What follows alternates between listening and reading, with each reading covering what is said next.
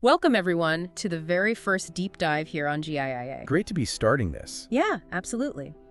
Today, we're kicking things off by jumping into something really fascinating, a quest that, well, it feels like humanity's always been on. The search for lost civilizations, for hidden knowledge. Right, those places that sort of shimmer, right on the edge of the map, blurring into myth. Exactly. We're talking about names that just spark something in your imagination. You hear Paititi. Instantly think gold.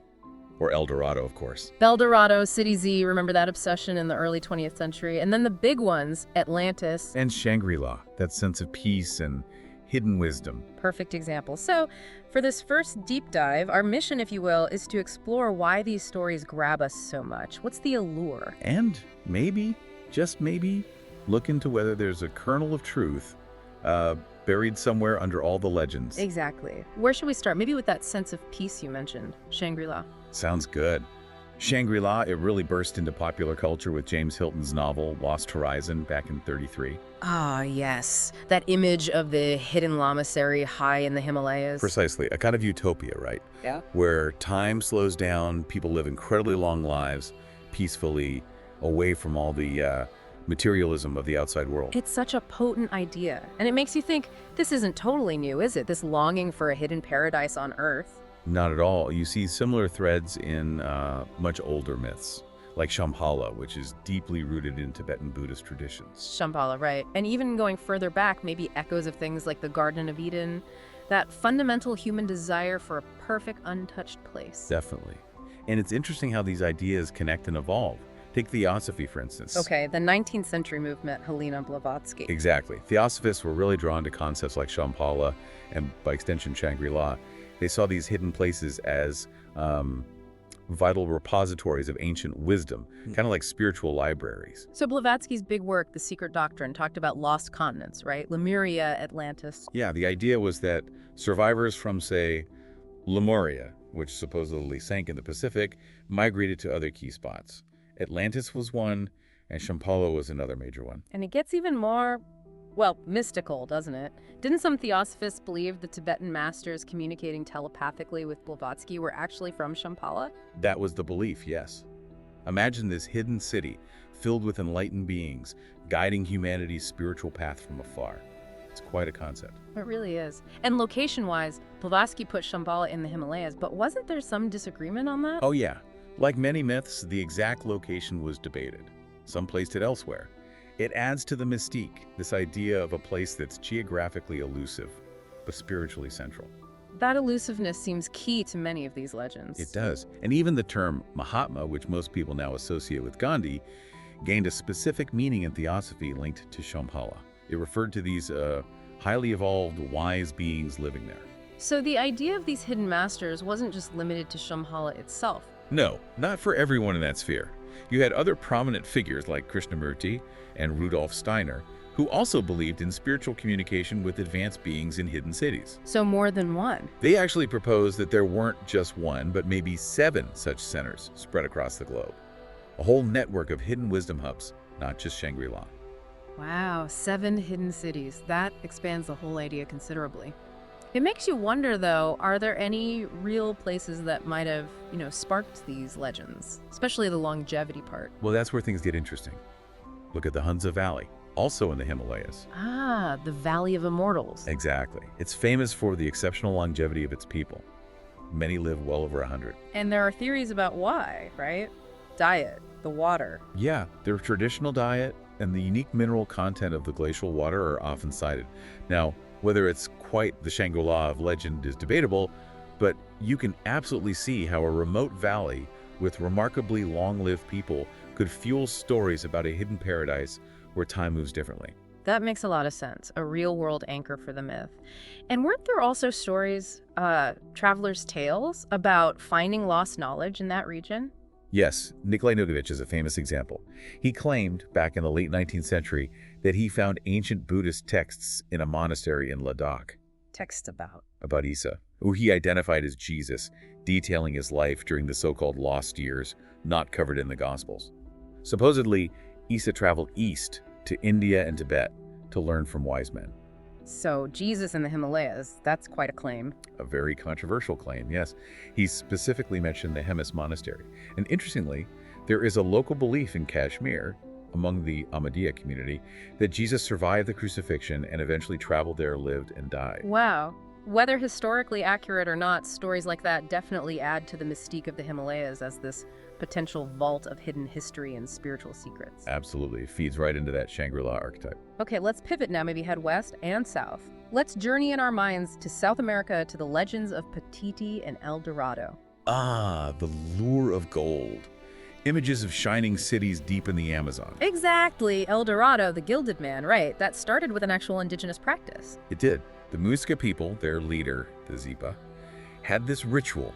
He'd be covered in gold dust, then raft out onto Lake Guatavita and wash it off as an offering to the gods. An incredible image, and one that absolutely fired up the Spanish conquistadors. Understandably, perhaps, but it led to a relentless and often brutal search for a city made of gold. They went to incredible lengths, didn't they? Even tried to drain Lake Guatavita. They did. Caused huge environmental damage, all chasing this story that grew out of a ritual. It's amazing how that obsession lasted centuries. It really fueled exploration and conquest.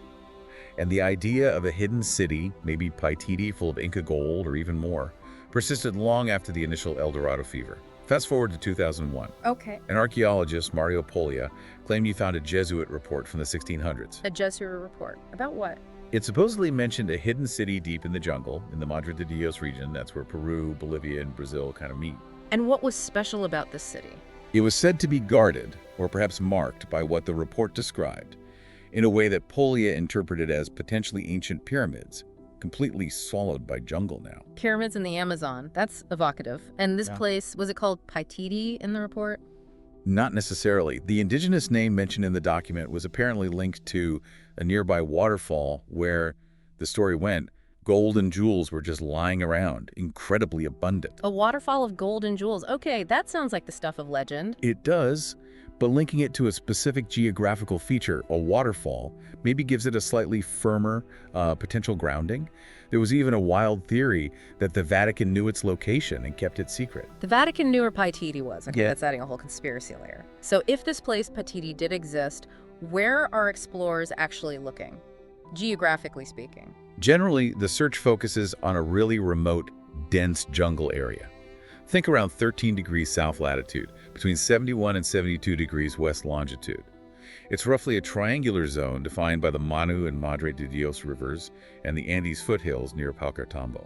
Incredibly tough terrain, perfect for hiding something. Exactly.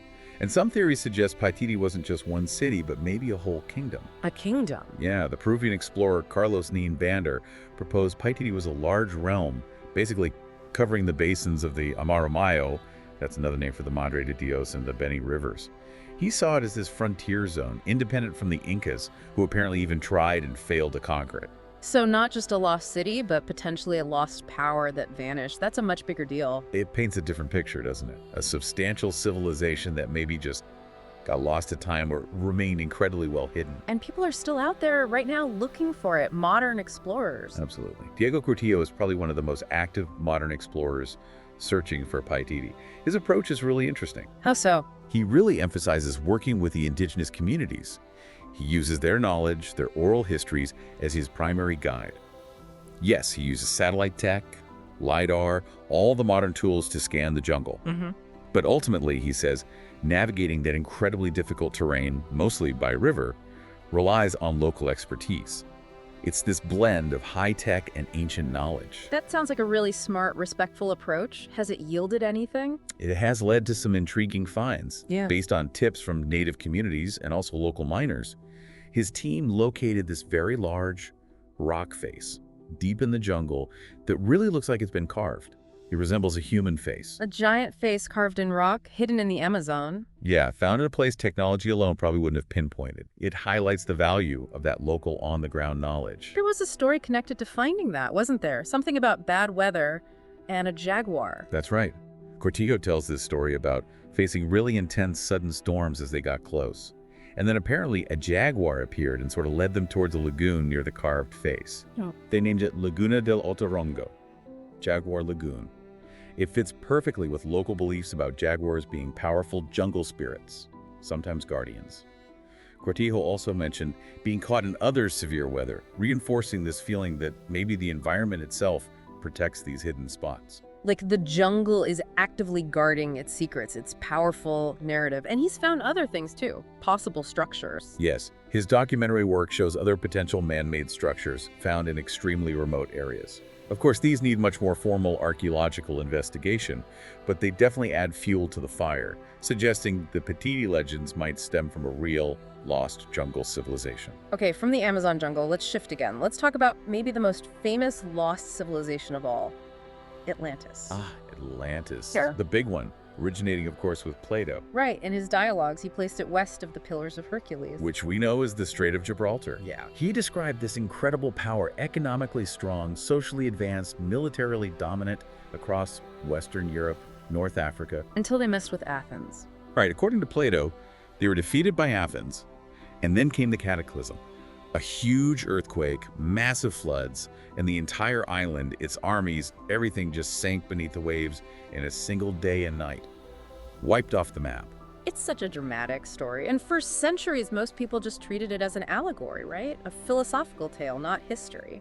Largely, yes. Until, really, the 19th century. With Romanticism came this renewed interest in ancient mysteries, and people started asking, what if Atlantis was real? And theories about where it might have been started popping up. All over the place. One classic theory puts it squarely in the Atlantic Ocean.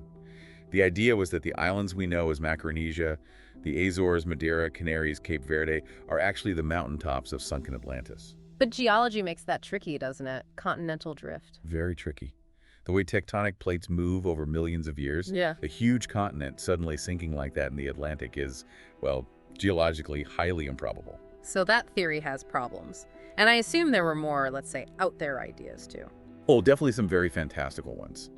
But let's stick to more grounded possibilities. A really compelling one links Atlantis to a known ancient culture, the Tartessians in southern Spain. Tartessos. Okay, tell me more about that link. An archaeologist named Claudio Lozano champions this, right? That's him. Yeah. We'll definitely get into his work. Yeah. But yeah, Tartessos in southern Spain is a major candidate, though people have looked elsewhere too. Like around the Mediterranean. Exactly. Places like Sardinia, Malta, Crete, Cyprus have all been proposed. The Minoan civilization on Crete is often brought up. Advanced culture, powerful navy, suffered a sudden collapse, possibly linked to the Serra volcanic eruption. It ticks some boxes. That Minoan connection feels plausible in some ways. It does. And you even find parallels elsewhere, like in the Indian epic, the Mahabharata. It describes the magnificent city of Dwarka, built by Krishna, which later sank beneath the sea. So this motif of a powerful, lost, submerged city isn't unique to Plato. Fascinating. And didn't a fairly recent documentary point towards Spain again, near Doñana National Park? Yes, a 2018 documentary focused on that area, linking marshy landscapes there to Plato's descriptions. The Atlantis search keeps evolving.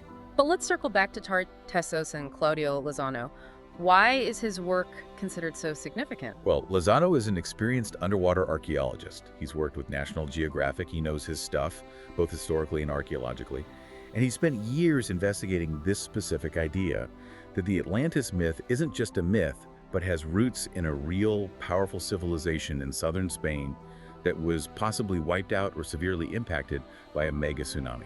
A tsunami. Okay, and he made a documentary about this. He did, called Tartessos, The Lost Civilization. It explores how Tartessos went from being this kind of semi-mythical kingdom mentioned by ancient writers to something we're now finding concrete archaeological evidence for.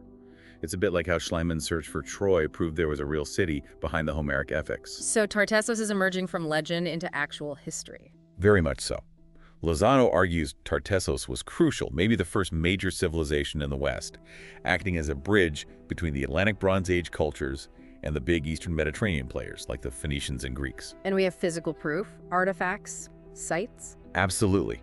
Big discoveries. In Huelva, for example, there's the La Joya necropolis, basically a royal or princely burial ground. That tells us a lot about their society. Wow. And even more recently, right in the middle of modern Huelva city, they've uncovered substantial remains of a Tartessian port. We're talking layers of archaeology stratigraphy going back to the 7th century BCE. It proves this wasn't just a legend, it was a real, functioning, sophisticated place. Finding a port under a city, that's incredible. And the tsunami connection, is there evidence for that too? Yes. Within the archaeological layers in Huelva, they found distinct deposits, layers of sand and ray material that are classic signs of tsunami inundation covering Tartessian levels. And we know from historical records and geological studies that this region is prone to tsunamis. So the evidence lines up. A real civilization and evidence of the kind of cataclysm Plato described happening in the right sort of area. Exactly. So the question Lozano poses is, could Tartessos, hit by a massive tsunami, be the real seed for Plato's Atlantis story, even if Plato's timeline and details got exaggerated or conflated over time? It's a compelling argument, but Lozano takes it even further back, doesn't he? Suggesting maybe an even older civilization. He does. He speculates about a pre-Tartessian culture, indigenous people living in the Huelva estuary area who might also have been hit by earlier tsunamis. Perhaps the Atlantis myth has even deeper roots. And we have to remember, our definition of civilization keeps changing. Right. Sites like Göbekli Tepe in Turkey or Corel in Peru show complex societies existed way earlier than we used to think, even without things like writing, which used to be a key criterion. Precisely. And early archaeologists like Jorge Bonsor did groundwork in the region, identifying Tartessian culture, even if his methods were sometimes questionable. Lozano builds on that, suggesting we look earlier and maybe underwater. Underwater. Because of sea level rise. Exactly. Since the end of the last ice age, about 14,000 years ago, global sea levels have risen around 125 meters. 125 meters, that's huge. It is. In the Huelva area, that means something like 40-odd kilometers of former coastline is now submerged. And they've mapped paleo channels, ancient riverbeds under the current sea level. That's where people would have lived. So entire settlements, maybe even megalithic sites connected to that broader Atlantic culture, could be down there. That's the potential, yes. Remember, Plato placed Atlantis beyond the Pillars of Hercules. Southern Spain fits. And we know there was sophisticated activity early on. Look at Cabeza Juré near Huelva. What was found there? It's the earliest known metalworking site in Iberia, dating to around 3500 BCE.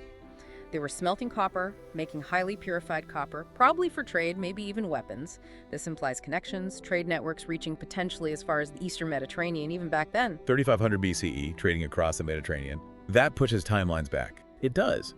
And again, the evidence for massive prehistoric tsunamis in this specific area is strong. So you have early sophisticated cultures, and you have the mechanism for their sudden disappearance tsunamis. And Lozano is actively looking underwater now. Yes, his current research involves detailed underwater mapping in the Huelva estuary, focusing on those ancient river channels, searching for concrete signs of human occupation. Has he found anything yet? Early days, but promising signs. They've mapped riverbeds up to 14 meters deep, and they've started finding things like animal bones and pottery fragments at depths of 17, even 20 meters underwater. Bones and pottery 20 meters down. Wow, that really suggests submerged settlements. It's tantalizing evidence. It points towards a potentially much older occupation of that area than we knew. So, after all this research, what's Lozano's personal take? Does he think this is Atlantis? His belief, based on the evidence he's gathering, is that this submerged civilization in the Huelva estuary is the origin of the Atlantis myth. Maybe not the hyper-advanced empire Plato described, perhaps that got magnified over time, but a real, sophisticated culture destroyed by natural disaster, forming the historical kernel of the legend. That feels incredibly plausible, grounded in real archaeology and geology. It's a compelling case. It really makes you think, doesn't it? Why are we humans so fascinated by these stories? Lost cities, hidden knowledge. It feels like it's baked into our curiosity. It seems to be. This deep-seated desire to uncover hidden truths, to understand where we came from, maybe find something extraordinary that was lost. Yeah, and the line between the myth and the reality, it's often fuzzy, isn't it? Yeah. But the search itself seems valuable. Absolutely. The work people like Cortijo and Lozano are doing, this archaeology of myth, it's not just chasing fantasies, it's using legends as clues, potentially leading to real discoveries about our past. It connects us to something deep in our imagination, but it can also yield tangible history. So, as we wrap up this first gAIa deep dive, reflecting on Shangri-La's promise of peace, Paititi's jungle secrets, Atlantis's watery grave, could these stories really hold echoes of actual, maybe advanced civilizations that were lost to time or geography? Based on what we're finding, especially with Tartessos and the potential submerged sites, it seems increasingly possible that some of these myths have real historical foundations. It leaves you wondering, What else is out there? Still hidden beneath the jungle canopy, or maybe lying just offshore under the waves waiting for us to find it? It certainly fuels the imagination for future exploration. Indeed it does. There's so much we still don't know.